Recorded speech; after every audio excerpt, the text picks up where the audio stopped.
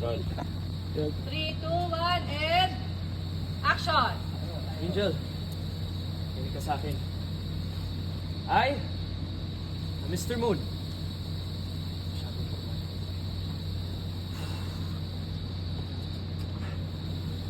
Angel, you remember that time na concert yung si Club?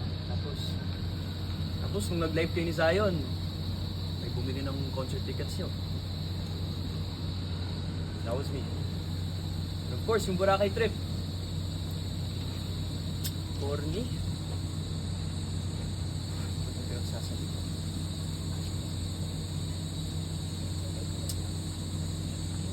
There's rehearse habang wala sa Angel. Angel?